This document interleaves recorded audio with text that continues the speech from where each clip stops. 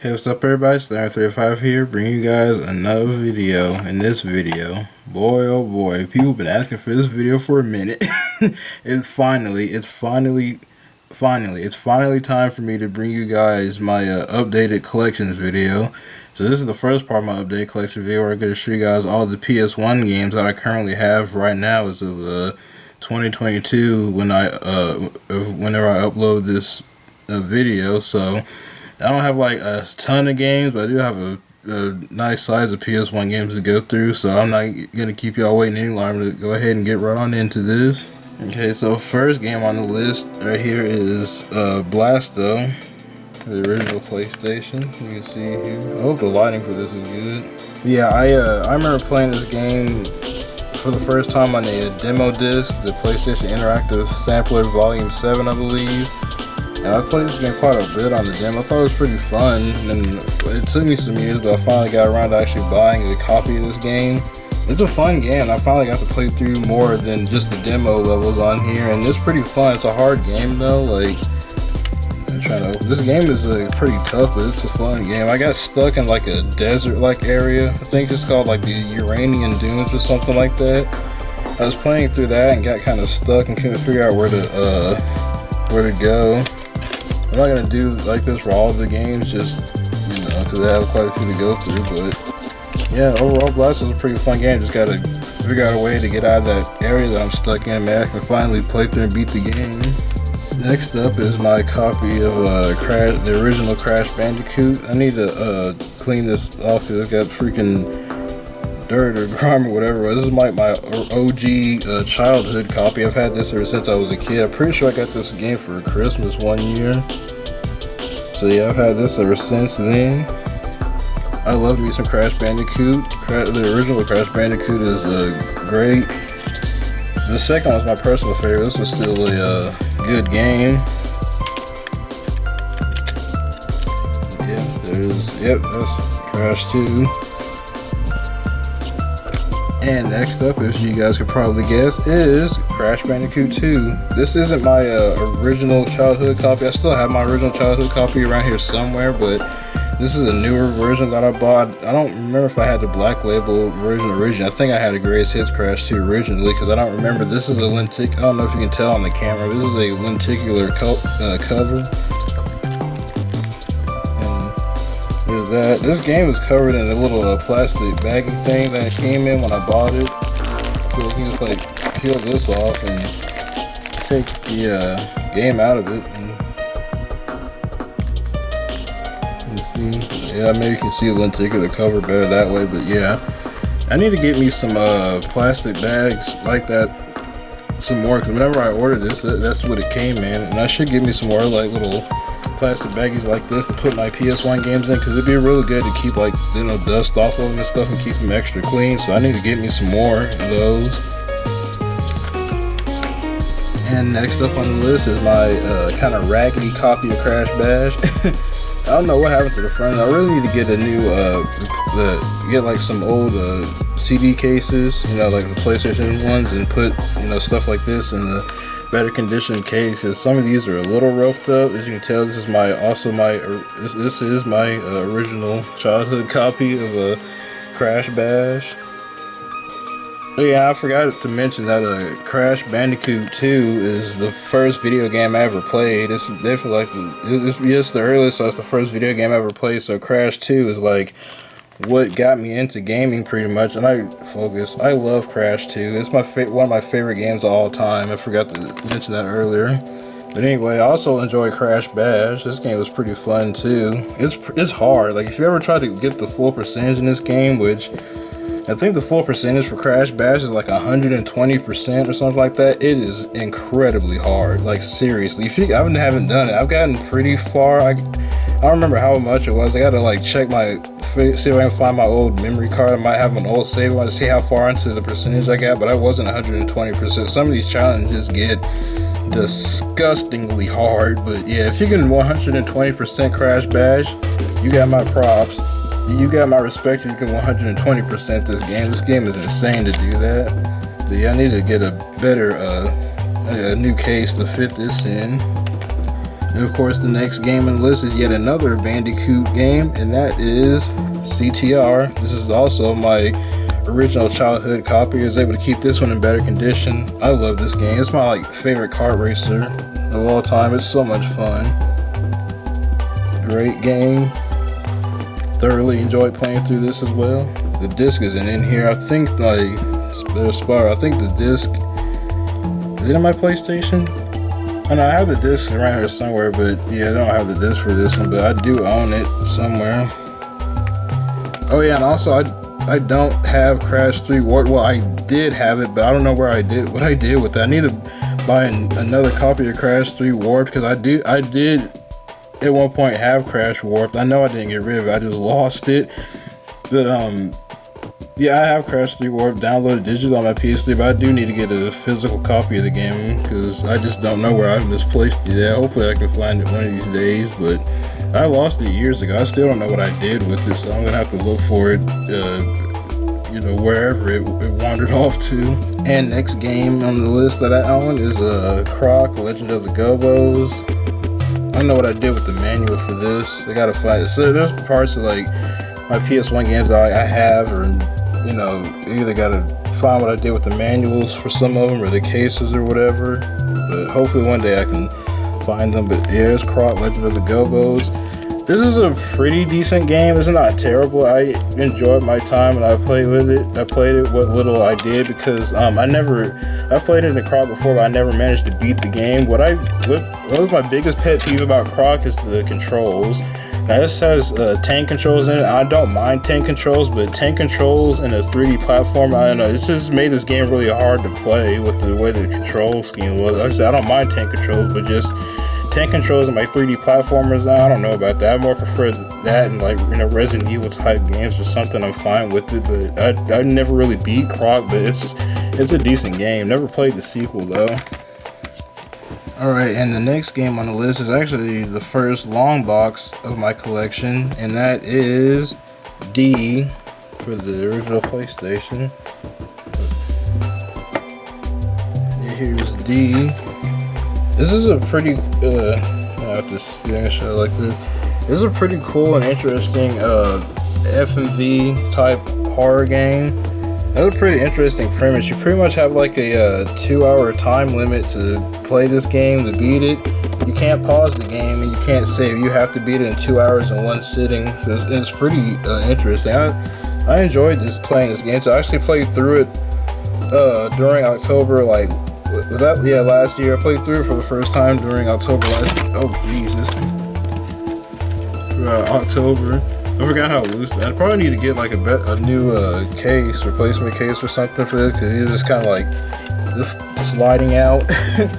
But yeah, there's Alien Trilogy. But yeah, I enjoy playing through D. I've been aware of the D games for a while, but I just never played them before until I played D for the first time, and I enjoyed it. It was pretty cool. I would really like to play through some of the other D games, like D2 on the Dreamcast. I've seen gameplay of that one. It's totally different from this one. But and then Enemy Zero, which is another game that was part of this D trilogy. So I've been really fascinated with this game and the game's creator by the name of Kensei Ino. You guys should look him up if you haven't heard of him before. He's a really interesting guy. That guy did some wild stuff in the gaming industry, but yeah, these are a pretty cool game, and Kensei Ino seemed like a pretty cool dude. I wish he hadn't passed away. I wonder what kind of games he would make today.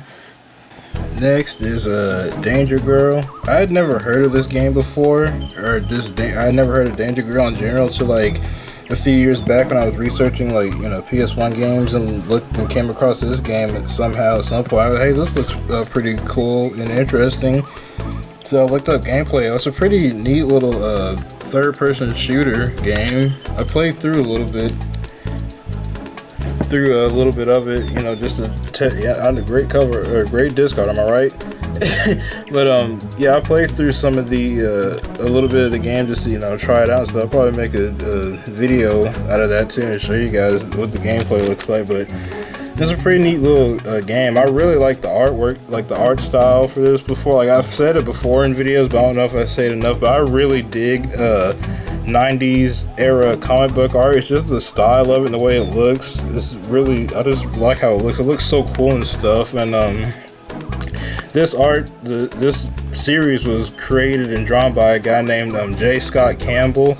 I'm pretty sure he did the cover art for some of the PlayStation magazines from like back in the 90s and early 2000s. You guys, go on Google if you have some of the magazines, you see like his art style that he drew the cover for some of the PlayStation magazines. And I've always thought the covers in those PlayStation magazines look so sick. I love this type of 90s comic book start. So that plus just the way the gameplay looked in general was what convinced me to want to try to buy this game and try it. And that was pretty enjoyable from what I played of it. Next in the collection is Dino Crisis. I'd heard of Dino Crisis before, but I've never played it. Like, I always heard it was pretty interesting. It's basically like Resident Evil, but with dinosaurs, and it's even made by Capcom too. So I thought I'd finally go ahead and buy Dino Crisis before the price got even more ridiculous to try it out though. But I haven't. It's still sealed, as you can see. I promise I'm gonna get to these games at some point. I really do want to play these. So for now, it's still sealed, but at some point I will get around to playing Dino Crisis. I don't own Dino Crisis 2 yet. I might buy that. I know that one plays different from this. This was like a usual survival horror game. What I've seen and heard, Dino Crisis 2 plays more kind of arcadey like, but I'd still be willing to pick it up or get it for a decent price, and if I like this one enough. So I haven't gotten into this one yet though, but I will at some point. Next is Disruptor. This is a game made by, I don't think you can see the logo. This game made by Insomniac Games. Yep, that's their old logo. Yep, that Insomniac Games that made, Ratchet and Clank and Spyro games and stuff. For the longest time, I didn't know that this game existed. I actually found out about this game because of Resistance Fall of Man. Like when Resistance Fall of Man was coming out on the PS3, I was really following deep into that. Like I remember even Insomniac Games even had this, podcast on their website I'd actually tuned into and listened to. I think it was like on every Thursday or something when it came out, I think, called the Full Moon Podcast. And for the longest time as I was following, I was like, oh cool, Insomniac did a first person shooter. It was a pretty good effort for their at the time I thought Resistance Fall of Man was their first ever first person shooter. But then I forgot this case is a bit snapped off. I gotta replace this case, but the rest of the condition of it is good. But either way, I thought Resistance was their first ever FPS, and then back then they mentioned a game called Disruptor. And I was like, wait, what's Disruptor? I never heard of this game before. And at the time I looked up gameplay of it, I thought, hey, that looks pretty cool. But I wasn't really thinking about game collecting like that back then, so I didn't really look that deep into it until later on, like how I am now, I'm getting more into game collecting and stuff. I remembered about Disruptor. I was like, that Disruptor game looked pretty cool. Never played it. I wanted to see if I can find a copy and give it a try. And I finally found a copy. And I think I did a gameplay video of this. And I played a little bit on my channel. You guys can watch it if you want. And I played further into it than this, or than the gameplay video. It's a pretty fun game. It's a little challenging in some parts. Like I'm stuck in a level called, I think it's Antarctica. That level is really hard. I'm stuck on the Antarctica for right now, but outside that's a really fun game. I enjoyed it. That was my first time playing, and I enjoyed it. And when I was playing, I realized this game actually uses the same weapon switching system like the Ratchet and Clank games use. Like if you switch weapons and you double tap like triangle or something like that, it'll go back to your previous weapon, or however the system is set up. Yeah, it originated in this. They came up with the weapon switching mechanic in Disruptor and transferred it over into the Ratchet and Clank games. When I found that out, I was like, hey, that's pretty cool. So yeah, Disruptor is enjoyable. I never knew this game. This is actually I think it was the first game Insomniac made, I think. For the longest time I thought it was Spyro was the first game they made on the PlayStation, but no, it was actually Disruptor. And Disruptor is their first FPS and not Resistance, so I've learned some history from that. Thanks, Resistance. Alright, so next up on the list is Ehrgeiz, God Bless the Ring. I forgot how I came across this game. I came across this game some years ago. I think I've uploaded a few gameplay videos of me playing through with some of the characters in this game, but it's a pretty interesting like fighting game. It's got kind of arena-like fighting. It has a bunch of Final Fantasy characters in it. Like Cloud is main on the there and then on the back, but it has like, for Final Fantasy characters alone, this game has Cloud, Tifa, Zack, Yuffie, that dog, I think his name is Red 13. I haven't really like played much of Final Fantasy 7. It's a shocker right now. I'll get around to it eventually. But it has Red 13, I think is his name. Vincent. So it has quite a few. Tifa's in this. I don't know if I said Tifa, but yeah, Tifa's in this too. But yeah, it's pretty fun. It's got a fighting game is like the main thing, I think, and it also has a completely separate mode. It's like a dungeon crawler thing where you can pick between like 2 different characters and run through like it's its own little separate game too, as the dungeon crawl. It's pretty interesting. Plus, this game has a really sick intro. If you guys haven't seen it before, I suggest looking up the introduction movie to this game. It's really intense, but it's a pretty fun game though. Next is Einhander. This game right here, boy, is freaking great. Crazy. This is a really enjoyable shmup. I don't play too many shmups, but Einhander is freaking great. This is another game I played on the on that interactive CD sampler disc, along with Blasto, and Tekken 3 was on that disc. That demo disc was fire. And I've been wanting this game for a long time. I kind of wish I had bought it before it got as pricey as it did. I should have, like I said, back then I wasn't really thinking about game collecting, let alone I wouldn't think any of these games would go for the prices they do. But lo and behold, here we are. But yeah, I played the demo with this a lot, and now I finally own like the full game itself, so I'm really happy about that.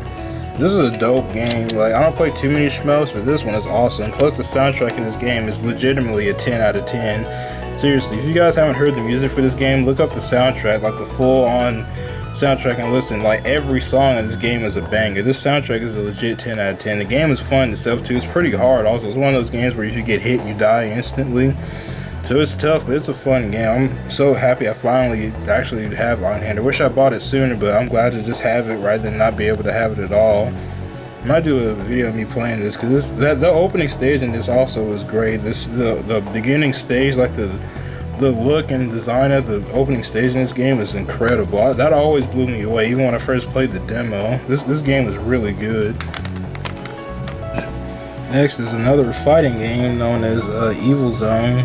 This is another game where I just came across it randomly with gameplay videos. Like, I don't know how. Sometimes I don't know how I just come across these games randomly. Sometimes they're from videos I talk about. Sometimes I just I'll just be looking up random stuff for games or whatever, and I'll just come across something randomly. But this was another one that I came across randomly, was Evil Zone, and I saw a gameplay of it and thought it looked pretty interesting. Like I said, it's a fighting game.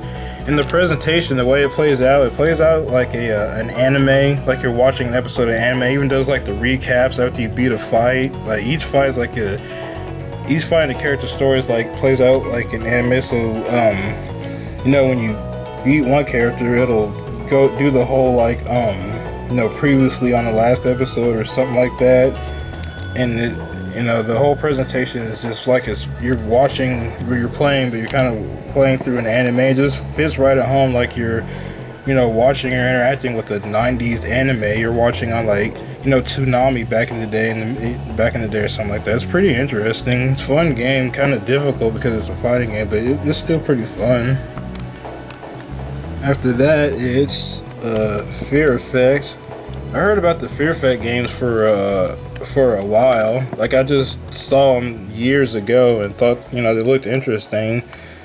And I always wanted to play them, but I just never did at the time. So now I have it, which is, like I said, is the whole point and reason of why I got into game collecting in the first place, is because of stuff like this where, I'll see something about it somewhere on YouTube or the internet or something like that. But hey, I never heard of that game back when it came out, and I want to try it out and see what it's like. So, it's why I get into game collecting, so I can try stuff like this. But, yeah, I've played, I want this to fall out. It's a 4-disc game, but I've played very little of this. I haven't gotten that far into it. Like I said, it's a 4-disc game, so it's a pretty long game. But what I played of is pretty interesting. I like this kind of Resident Evil style, but this game does some pretty interesting tech stuff that I known about when I looked into it. Like, it has FMV backgrounds. Like, the backgrounds aren't static like in Resident Evil or anything like that. All the backgrounds, or most of them, have some type of motion in it, or constantly moving, which is freaking interesting. And not only that, as far as I'm aware, I believe Fear Effect is the first video game to use cel-shaded graphics, because I don't know if you can tell from the back or whatever, but this game has a cel-shaded visual style, and I'm pretty sure this was the first video game to come out to use the cel-shaded visual style. It actually beat Jet Set Radio by a few months. I believe this game came out, and I'm gonna have to look it up to be completely sure, so don't take my word on it like that much, but I think this game came out in either like January or February, and then Jet Set Radio came out in like June or something like that. But basically, this game beat Jet Set Radio as being like the first video game to use the cel shaded art style, and I love cel shading as an art style. I've said that a few times before, but it's a really great art style, and I love it. It's my personal favorite. And next after that is the sequel for it, Fear Effect 2. Double Helix. I'm gonna have to move these games in the back because they're kind of getting in the way for me to be able to show you the whole case. But yeah, I got picked up the sequel, Fear Effect 2 Retro Helix. I wanted to go ahead and get the sequel because I noticed both the Fear Effect games were kind of starting to go up in price some. So I was like, you know what, just in case, I just wanted to go ahead and get both of them, so at least I have them. That way, by the time I do get around to being able to play Fear Effect 2 after I beat the first one, I can just play it and not have to worry about paying extra than what it already goes for. So I'd just rather get these games now so I can enjoy them later. But yeah, I got Fear Effect 2 Retro Heals. I haven't played this one yet, so I can't say too much about it, but it's just the sequel to the first Fear Effect, so I can't wait to get around to playing this one after that. And next up we have is Future Cop LAPD. I found out about this game in a video of just people talking about PS1 games, and this was one video I watched where it talked about this Future Cop game. I had never heard of it before, but I thought it looked pretty cool when I saw it, and I sought out some extra gameplay for it. Thought it looked cool, so I decided to buy it, try it out. I played a little bit into this too when I bought it. It was pretty fun. I haven't beaten it yet. I haven't gotten that far into it, but what little I played, it was a pretty neat game. It has like a kind of a top-down view, and you can control like this police mech and destroy enemies and stuff. It's a pretty fun little game. Want to get further into it at some point. Next up is Gekido Urban Fighters. You can see this features music from Fatboy Slim and Apartment 26. So yeah, the soundtrack in this game is really good. Like, it's a lot of this soundtrack in this game bangs. It's really good to listen to while playing, and the gameplay itself is pretty fun too. I enjoy playing this game, but it's freaking hard though. Like, it's a 3D beat 'em up, and it's, like I said, it's a fun 3D beat 'em up game. It's pretty interesting, but my lord, this game is hard. Like, I haven't even beaten this game. I've tried several times. I legit can't even beat this game. As far as I got, it was like some kind of office building or something like that. The art style for this is pretty interesting too. I like the game's art style, but I got into like this office building like area, and by the time I got to that, I had like ran out of lives, and I died there in game over. And when you get a game over, run out of continues, you have to start the whole game over again. So this game is fun, but it's very hard. I tried several times, and I got that's about as far as I got before I died. Before I even got that far, and then that's about as far as I got before I died at the office place, and stop playing it for there. But this game is fun, but just beware, it's very difficult. Next up is my second long box game that I own, and that is Gex. Gex the gecko here. I started out playing Gex with the PS. I gotta fix this. Yeah, I forgot about that. The bottom part here is kind of coming off. That's kind of the problem with these long boxes that have the paper thing on it. But I'm pretty sure I can find like a specific type of glue and just carefully glue that back down. That's not that big of a problem. I can fix that with some specific type of glue. But I started out with playing Gex. The first Gex game I played was Gex 2 Into the Gecko. Once again on that demo disc, the interactive CD sampler. Man, that demo disc is freaking clutch. There's so many classics, and that demo disc is raw. But yeah, that was the first Gex game I played was Gex 2, and then I wanted to go back and play Gex 1 at some point, but back then I never did. So a few years back, I actually got this game and never really realized, I didn't look into it, but realized the original Gex is a 2D side scroller. So yeah, but I'm happy I finally have the original Gex, and can't wait to get into it though. And the game after that is Gex 3 Deep Cover Gecko.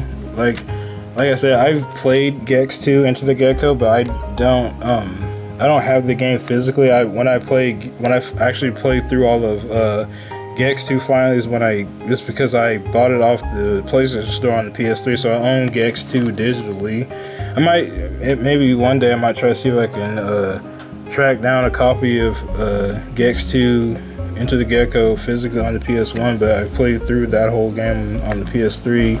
I played through some of this one too. I haven't finished Gex 3 yet, but at some point I would like to. It's fun with a bit I got into it though. I enjoy the Gex games. Alright, next up is yet another long box game, and that's this game called In the Hunt. This is yet another game I found out about just through just research and looking up PS1 games and stuff like that. Yeah, no, I just find stuff out about. And In the Hunt is basically it's a 2D, it's pretty much another kind of shmup. It's a 2D side-scrolling shooter. This one's a lot of fun. It has the visual art style of the Metal Slug games. It's basically like Metal Slug, but you're in a submarine the entire time. And it's pretty much made by the Metal Slug developers, so that's why it has that art style and it just fits so well with the Metal Slug style.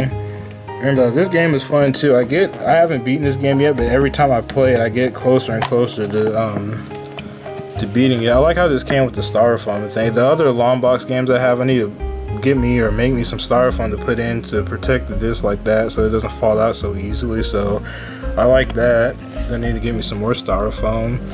But yeah, this game is fun, but it's also hard. Every time I play it, I get so much closer to beating it, and then die and play again, get further and die. And I think I'm relatively close to the end. I died on a boss that was midway through, or a little over halfway through the end of the game, towards the end of the game. So if I just go back and play it some more and just keep at it, I'll eventually, reach to the end, and I'll beat this game eventually, which I really want to do. I really want to see what the rest of this game is like. But In the Hunt is a really fun game. I enjoy playing it. After that is Jersey Devil. This is yet another game. Guess where I found out about this game from? Just guess. Yep, that demo disc. That, looking back at it, man, that PlayStation Interactive CD Sampler Volume 7 demo disc was absolute flames for a demo disc. Was a demo disc even allowed to be that fire? That demo disc has such heat on it. Good lord. But this is another game that was a playable demo on that demo disc that I found out about. I haven't found out about this game, Jersey Devil. This is a 3D platformer, and it's really fun. I enjoy playing it. I finally got this game, so I can finally I like how the disc is purple. It looks cool, so I can finally play through the whole rest of the game.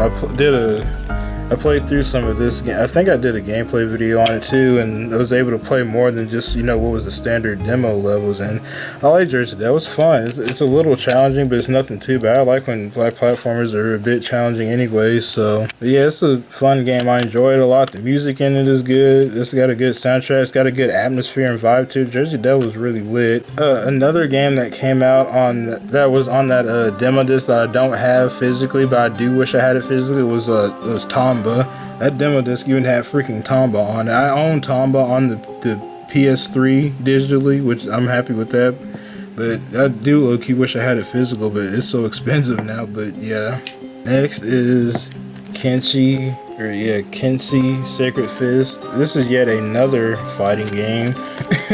Like I said, I have some fighting games. I'm not that deep into fighting games, but I don't even remember how I found out about this game. Like, like I said, sometimes I just randomly happen across games, just random obscure games I see barely anyone else really talk about it. I don't even remember how I found out about this game. It was years ago though, so I've had this for a while. And this is yet another game that came in when I got it, came in a plastic seal thing like Crash 2 did. So I need to buy some of these separate myself, and I just put all my PS1 games in there and keep them really like nice and clean and keep dust off them and stuff. So I need to order like some of these. But yeah, what made me want to buy this game is it looks pretty interesting. Like the character models are really very detailed for a PS1 fighting game. So yeah, I saw gameplay of this and I thought it looked interesting, so I wanted to play it. It just looked kind of crazy, so it piqued my interest and made me want to buy it. I messed around with it. So it was a pretty fun fighting game. You know, like I said, it's pretty difficult because it's a fighting game, but it's pretty fun. I don't see anyone really mention or talk about this game like that though. So next is N2O Nitrous Oxide. This looks like a tunnel shooter kind of game where you're just like flying through a tunnel. You have to like go around and shoot objects and enemies and stuff like that. This is still sealed. I don't know if you can tell. This is still sealed, so I haven't gotten into playing this one myself yet. But what made me want to get this game was the gameplay. Like seriously, you want to see what this game looks like? Go look up gameplay and watch it, and that's pretty much why I wanted to buy this game.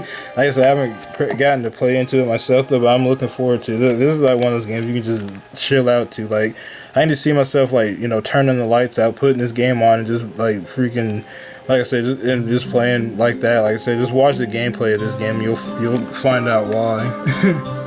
Alright, now this game right here, boy. Oh boy, this game right here, this next game is NBA Hang Time.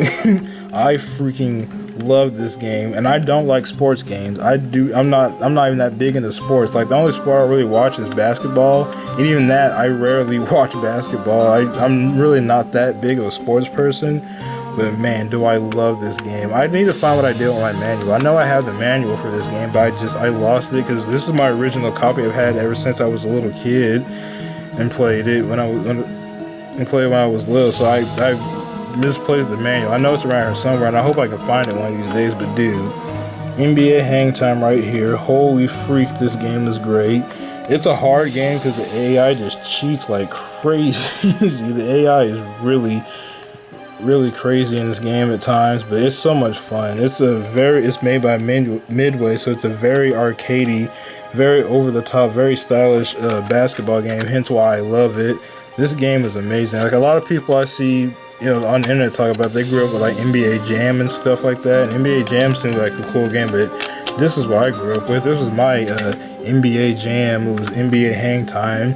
And I've said before to anybody, this is the perfect game. If you hate sports games, you don't like sports games, you don't want to play sports games, play NBA Hang Time, play NBA Jam. These games were made for people that do not like sports games like that. If you find, you know, like 2K boring and stuff like that, you will love NBA Hang Time, NBA Jam. Games like this, you'll love them. They were made for people that don't like sports games, and I love Hang Time. That game is a freaking classic to me. Alright, next up is Nightmare Creatures. This is another game I didn't find out about until like years down the road. And I saw gameplay of it, thought it looked pretty cool, so I wanted to buy it, and now I do own it, and I've played it. This is another game I did a gameplay video of me playing it, trying it out for the first time.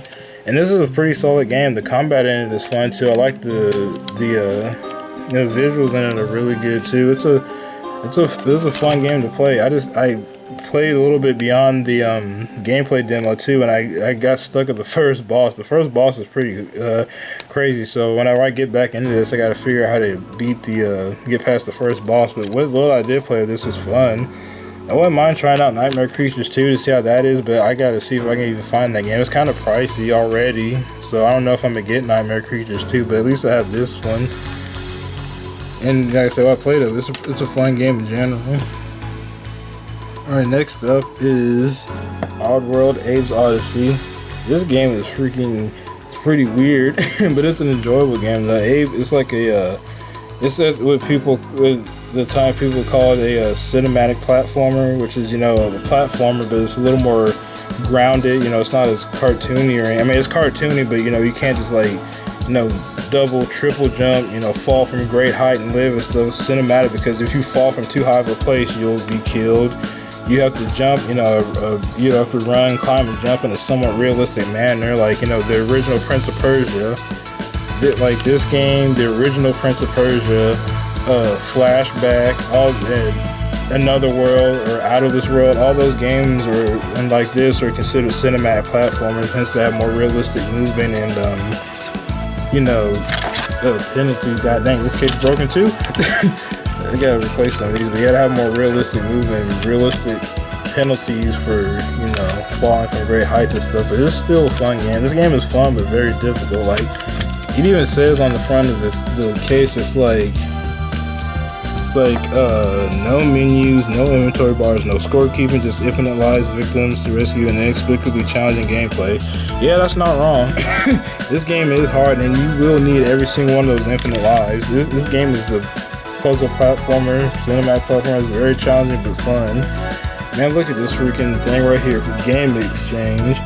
This is definitely an old copy that I've had ever since I was a kid. I think my friend introduced me to this game because I never heard of it before, but he had brought it out from somewhere. But I mean, he had bought it at Game Exchange, and I think he gave it to me over sometime after that over the years, and I've held on to it ever since then. But yeah, this game is fun, but man, is it freaking difficult. Very hard. I still gotta play the remake of this, like New and Tasty. I have it on PS4, but I haven't played it yet. But yeah, Abe's Oddysee is cool. I haven't really played too much of the other one, Abe's Exodus, but I might get around to that one someday. Next up is Omega Boost. I believe this is another game my friend introduced me to, or he made me aware, because this and Oddworld are kind of around the same. Like, I feel like I hadn't seen them anywhere before. I know my friend had this or something like that, I believe, like a long time ago. But this is like kind of like a, not really rail shooter, but you are like on a certain path and you just like fly around in space and shoot up as a mech and shoot up other mechs and do space combat and all that stuff. It's been I don't remember fully everything in this game. It's been a very long time since I played this. Like, I don't remember, like I said, I just remember vaguely how the game is. It's been so long since I played or looked at this, I don't remember fully. So it gives me every more reason to get back into this, because it almost be like I'm playing it for the first time essentially, since it's been so long. But I do remember this game being pretty cool. I think the music in it was pretty cool too. Yeah, I think that's like some of the artists that are in this game. It has some pretty interesting music, but yeah, it's been a minute since I played this, so I have to. Oh yeah, this is also, and it's made by Polyphony. Yeah, this is made by Polyphony Digital, the Gran Turismo people. Imagine making car simulation racing games like Gran Turismo, and then you turn around and make this. I kind of miss that era where companies like that would make just some kind of off game like this that was different from what they're known for. Like, I don't know if the Gran Turismo team would ever do something like this ever again, but the blessing of the 90s. Next up is Pandemonium. I gotta finish getting the sticker off. This is covering up the artwork. And it's Pandemonium, another Crystal Dynamics game. I'd like been aware of and heard of Pandemonium and seen gameplay of it like years ago throughout the years, but I just never really like thought about it like that. So, you know, like I said, I was doing research of PS1 games I was wanting to collect and play, and I looked up some gameplay. I remember Pandemonium, looked up gameplay of it, thought the gameplay of it looked pretty cool, so I wanted to buy it, and now I do own it. And I played a little bit of this. I didn't record gameplay of it at the time I played it, but I did play a little bit just to try it out, make sure it worked, and it was fun. It's a 2.5D platformer, so like I said, it's pretty fun. I haven't beaten it yet though, but I did enjoy my time with this, so I can't wait to get further into it. After that is the sequel to it, Pandemonium 2. I played a little bit of this one as well to get to test it out, make sure it works, and this was also fun. It's like the first Pandemonium, another 2.5D platformer game. It had, of course, it has like newer stuff. Like I said, I just played through like the first level just to test, just to test and make sure it worked and stuff. So I haven't really gotten that deep into this because I want to beat Pandemonium 1 first before I get into this one, since it's the sequel. So I'm not that familiar with this one, but yeah, I am glad I have it. I went ahead and bought the sequel because I noticed the sequel was a little bit more pricey than the first Pandemonium. So I'm like, you know what, in case I do, because of what I played with Pandemonium 1, like I said, I enjoyed it. So I'm like, let me go ahead and get the second one, so that way if I do enjoy Pandemonium 1 by the time I beat it, I at least already have 2, so that way, just in case the price shoots up, at least I'll already have a copy, in hand. I don't have to pay any more than what it was originally going for. And Nikki and Fargus both got a glow up in this, and I think Nikki's like an Easter egg at the end of one of the Gex games. I think it was Gex 2.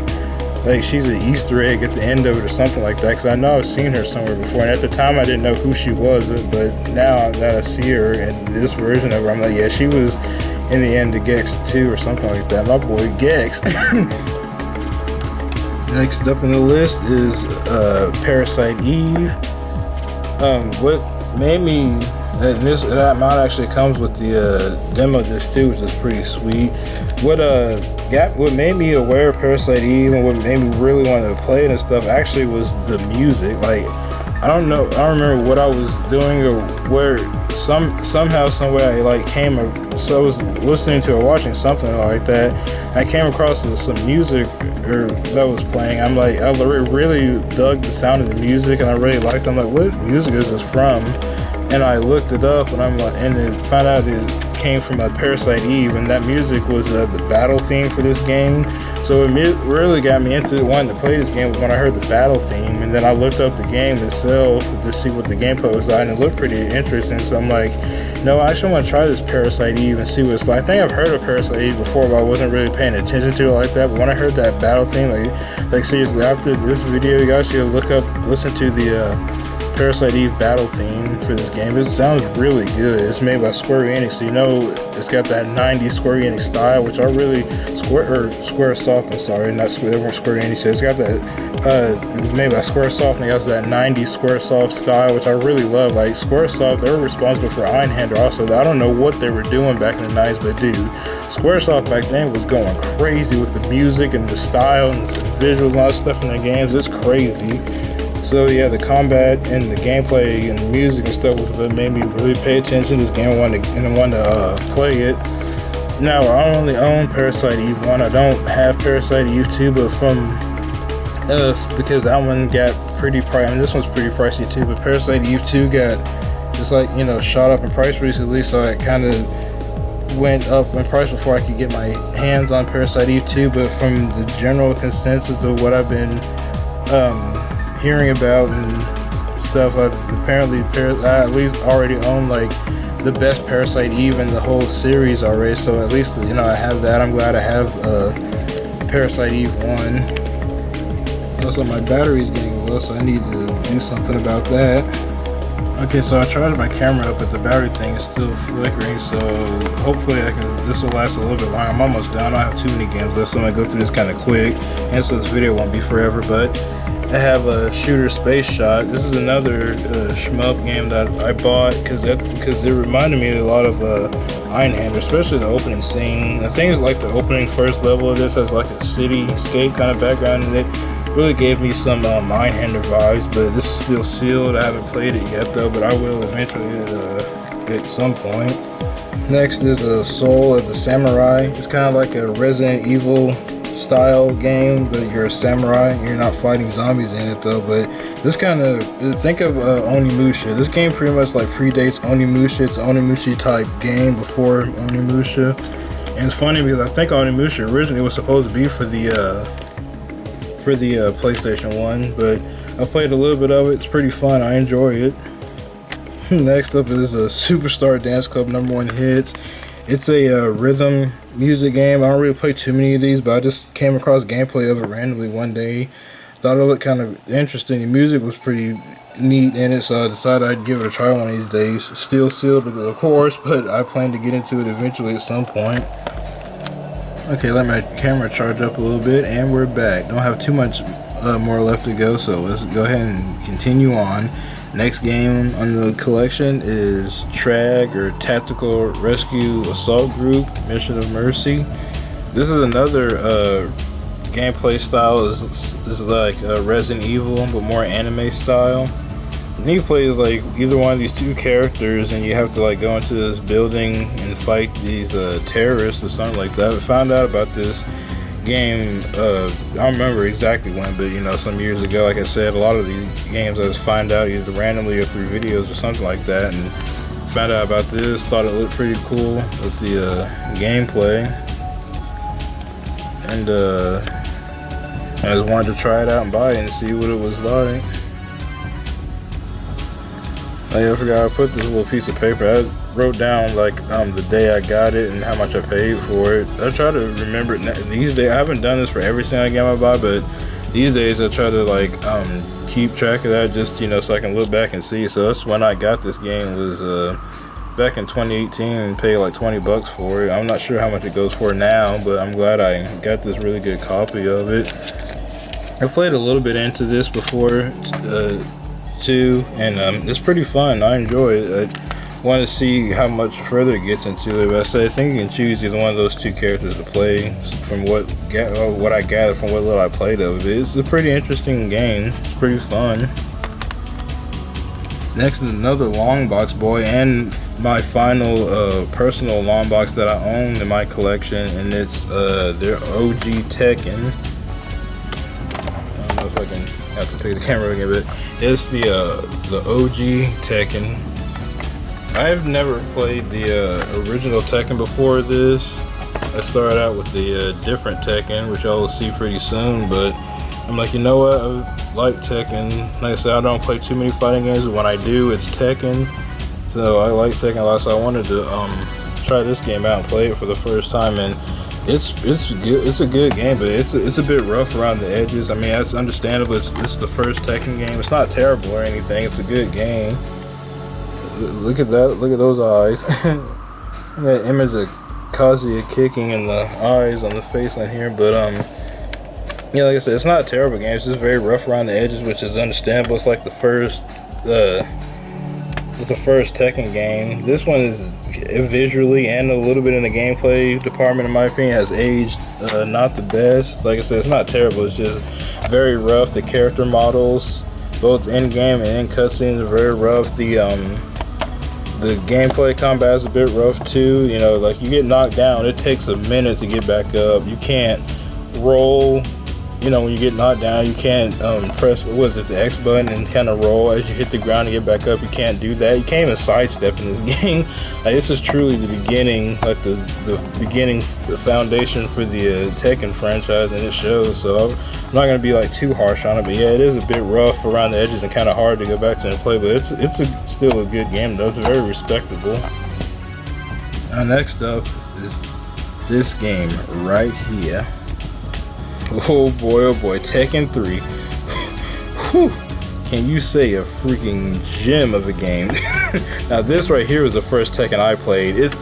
When I think of like my earliest video game memories, it's Crash Bandicoot 2, Cortex Strikes Back, and Tekken 3, and that demo disc, which I actually meant to show earlier. I'll probably show after this is like a little quick intermission. But anyway, that demo disc, Crash Bandicoot 2, and Tekken 3 are like my earliest gaming childhood memories. This game right here is an absolute banger. This game right here is the Tekken game. Like of all the Tekken games on the PS1, Tekken 3 is it. This is the top tier right here. Like, matter of fact, hold on, I think, look at the disc art on this. Hold on, I really like that disc art. It looks so cool. And then behind it you see Paul on his motorcycle. But yeah, Tekken 3. This game is a freaking. The soundtrack in this game right here, 10 out of 10. This game has an incredible soundtrack, even like both versions, because this game has like the arcade version of the soundtrack that, you know, when Tekken 3 started out in the arcade, so it has the arcade version. It also has the arranged versions that are PlayStation exclusive soundtrack for this, and both soundtracks are amazing. Seriously, some of my favorite music in gaming is the Tekken 3 soundtrack. It's an actual banger. Tekken 3 pretty much laid down the groundwork in the form that every subsequent Tekken after follows. Like Tekken 3 is what started off the rest. You know, that all the other Tekkens follow after. I'd say this game is a freaking, like, the game is a genuine masterpiece in my opinion. I really don't like using the word masterpiece a whole lot like that. I'm very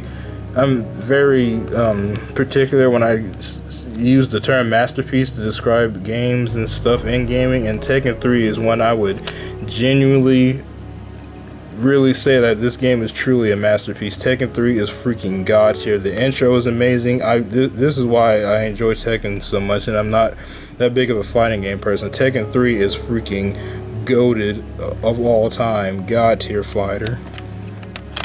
And just a quick interstitial here, but here is that I've been talking about it all video, the legendary, hyped up interactive CD sampler volume 7. This is a legendary ass demo disc. So look at this, you got Gran Turismo demo here, Hot Shots Golf, the Tekken 3, Blasto. Like this demo disc introduced me to a lot of games that are in my collection, or just, you know, a lot of games that I've always wanted to play. Like I said, Blasto's on here. You got Tekken 3, Hot Shots Golf, Gran Turismo. This is also the same demo disc that has a playable demo for Jersey Devil, which is in my collection, a playable demo for Einhander, which is in my collection, playable for Tomba, which I wish I owned physically, but at least I have it digitally on the PS3 store. This has a video trailer for Spyro. I think it's the first Spyro game. This has a playable demo of Tomb Raider 2. This demo disc is freaking incredible. This is one of the most lit demo discs I've played in a minute. I'm pretty sure this came with my PS1 when I got it when I was little, or my parents got it for me when I was little. Yeah, this game introduced me to so many games and so many, and like I said, is one of the reasons why I got into collecting, so I can try all these games I heard about years later. God tier demo. This demo disc even has a video trailer for Resident Evil 2, and I remember the video trailer for this Resident Evil 2 on here would scare the crap out of me when I was little. I don't know why, and I still wanted to play it. Like, despite the fact that trailer scared me, there was parts where I could barely watch the trailer for Resident Evil 2 on here because it would I tried watching it before and it would scare me. I still asked my mom if I could play it, and of course she said no.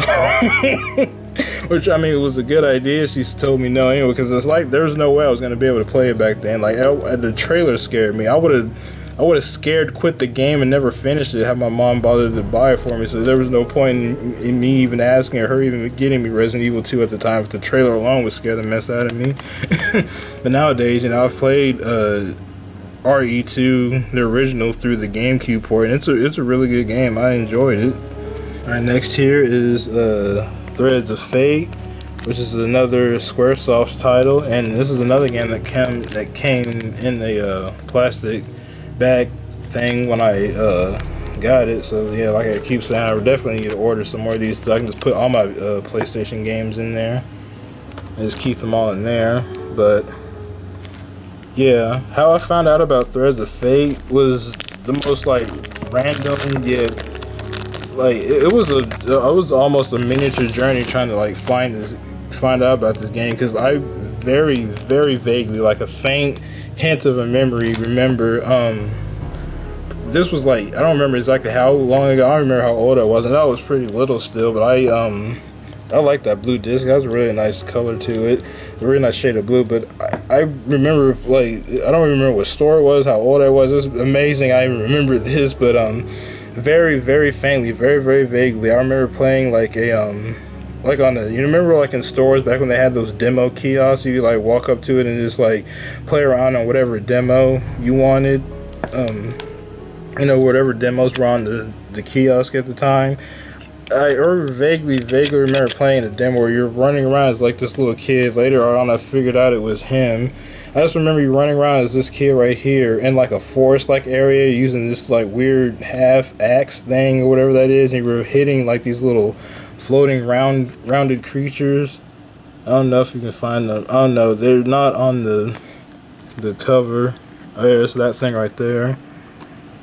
And I find a better picture of it or something, I might put it in the video. But you were playing as pretty much this kid right here running around in a forest-like area hitting these things with it, and I very vaguely remember just that and only that. And for the longest time I was trying to figure out what the heck kind of game that was. At first I thought I just made it up. After a while I'm like, there's no way a game like that exists. That's all I have to go off of. And then I forgot how or what, but somehow I finally came across this game, saw this kid, it just like triggered something in my memory, remembered the axe, and then when I looked up gameplay of it, I saw the little flying rounded things, and then that just hit me. I'm like, wait man, this was that game that I randomly tried out at a demo kiosk thing at some store years ago when I was just like at the store with my parents, and I just tried out the little demos things. So I always loved going into the stores back then and trying out the little demo kiosk to see what the games were. But yeah, somehow, someway I finally came across this, and I realized it was this game that I had played that demo of all that long time ago, and I finally found it. So I wanted to buy this game to see what it was actually like. I haven't really had the time to get into it yet, but at some point I really do want to play this, because I've seen gameplay of it and it looks pretty cool. Yeah, you can play as either one of these two characters, and they both have their own stories. I think sometimes they kind of overlap with each other too, so that's pretty cool. So I can't wait to get into this at some point. Next is the lady and the legend herself, Miss Lara Croft, aka Tomb Raider, as you can see here. This is the first original Tomb Raider. I never really played the original Tomb Raider, not much at least. I think I might have played like a very small snippet of it like years ago, but I never really got into Tomb Raider. So like I said, I've wanted to always try out the older Tomb Raider games. I've played quite a few of the newer Tomb Raider games, so I wanted to go back and try out the older ones too. I've played Tomb Raider Anniversary, which is like a remake of this game, and that was pretty cool. That was fun to play through, so I want to go back and try out this Tomb Raider. So now I have this one. Maybe someday if I can find a good copy, I would like to get a black label version, because I've never been a fan of like the look of green label gray. It's not a very appealing look to the color, but hey, I'm happy I at least have the game. So maybe someday I ever come across a black label version of this, I can like add that to the collection, maybe like sell this one or something. But for the time being, I'm just happy I at least have the OG Tomb Raider, so I can finally like play through and experience Tomb Raider. Next out is Tomb Raider 2, of course, starring Lara Croft. Now this is the one I'm a bit more familiar with. Like I still haven't played through the entirety of Tomb Raider 2, but I'm a little more familiar with this. And like I said, this that demo disc that came with the PlayStation had the demo for Tomb Raider 2 on it, and that the demo was for the Venice area, and with that legendary Venice violins theme. God, that theme is amazing. I played just that level in the demo, and that theme has been ingrained into my mind for years. That Venice theme's violins is legitimately iconic. Yeah, I'm a bit more familiar with Tomb Raider 2 of all the the PS1 Tomb Raiders. But I still am glad I have this, so I can get into it more and experience more. Ever since then, I always wanted to play more of the Tomb Raider games, or the older Tomb Raider games. Like so far, I've played the Tomb Raider Anniversary, Tomb Raider Legend, Tomb Raider Underworld. I've played the 2013 reboot Tomb Raider. I've played Rise of the Tomb Raider. I haven't played Shadow yet. I'll try that out at some point. I'm gonna play some of the Lara Croft games, like Lara Croft Go and Lara Croft the Temple of Osiris and the other ones like that at some point too. Bet you can't even guess what the next game is. Tomb Raider 3. Now, this one I haven't really played at all. So I pretty much did a pickups video. You guys can check out. I pretty much bought all the Tomb Raiders, because I've always wanted to play all of the older ones, and I haven't really played much of them except for Tomb Raider 2. So next up I get is Tomb Raider 3. So like I said, once I dive into the PS1 Tomb Raiders, I can just play them all whenever. So I'm happy to have it. So I haven't gotten into this one too much yet, but hope to at some point. Ever since I picked it up lately, I've been hearing Tomb Raider 3 is pretty difficult. Like I haven't looked that into it, because I don't want I don't want to know too much about the game, but I want to go into it as blind as I can. But you know, I heard Tomb Raider 3 is pretty difficult, so that's going to be interesting to deal with. Then you got Tomb Raider Chronicle. Once again, a later Tomb Raider game I have not played, but I got it just for the completions sake. For all the Tomb Raiders, I'll give them all a chance. You know, play through them all eventually at some point. Here's Tomb Raider.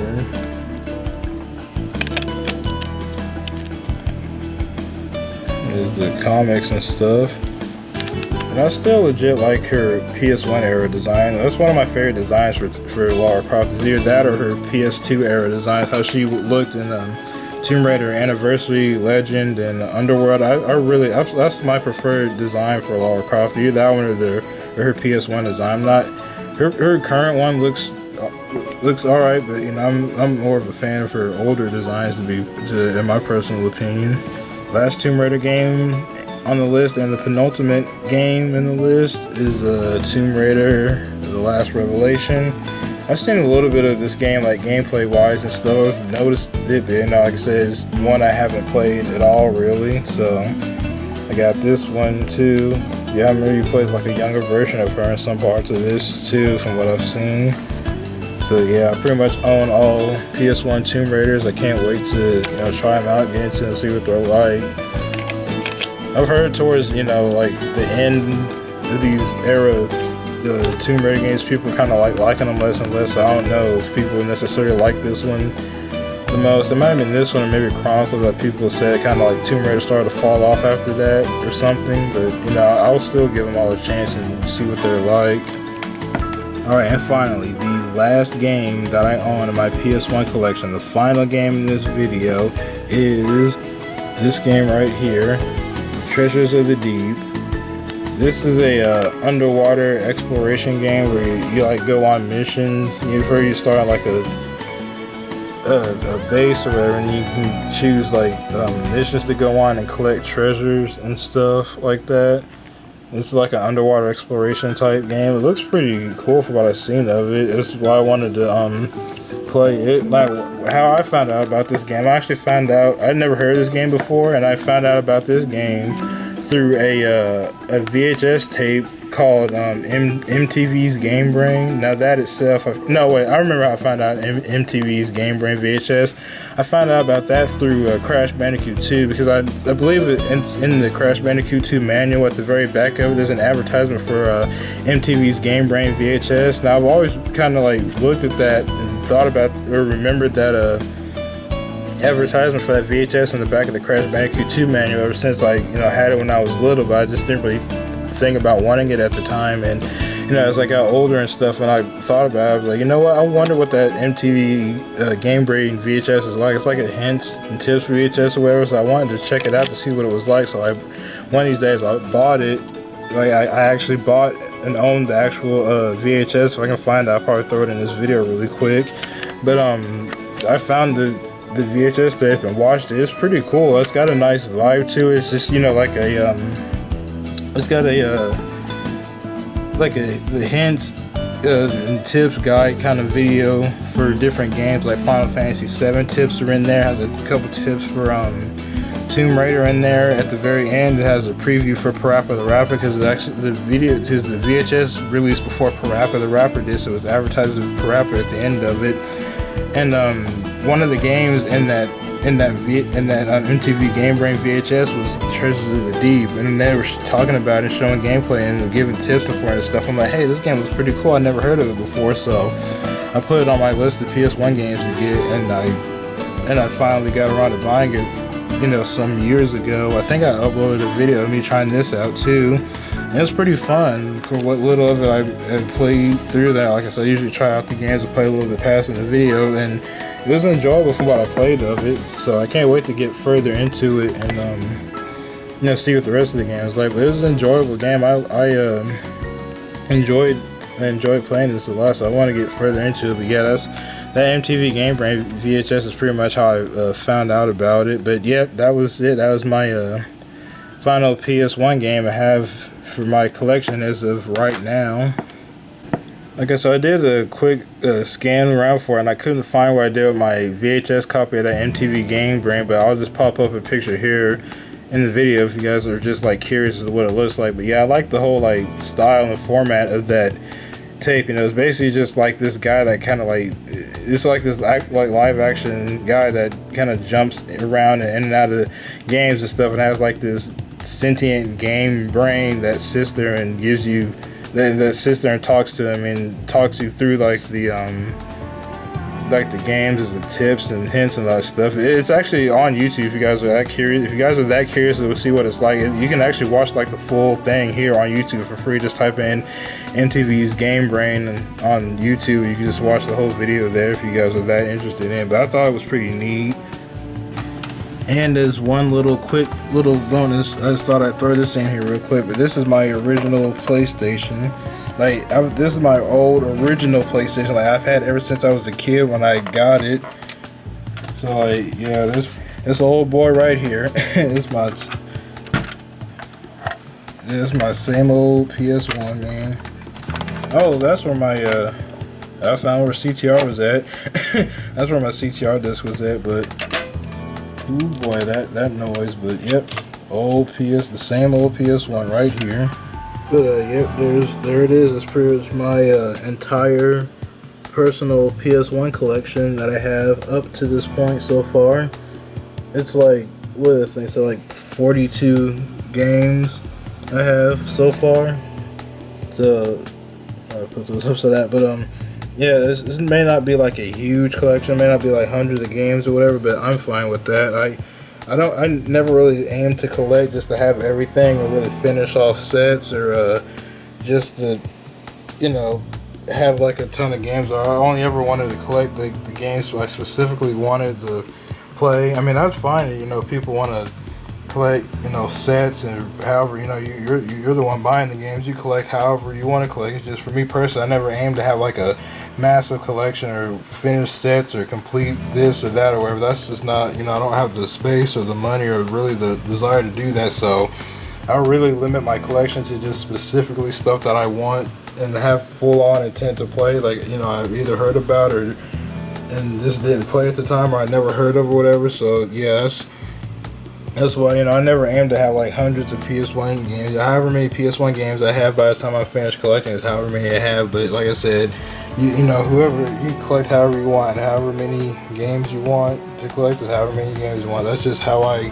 like to collect. But enough rambling. I'm sure this video is long enough. I'm StepMax5 and I'm out. Please don't forget to rate and comment and subscribe. Peace. Also, if you watched this far into the video, I just want to say thanks for sitting there and watching this long behind video. And I hope you had a great 4th of July weekend.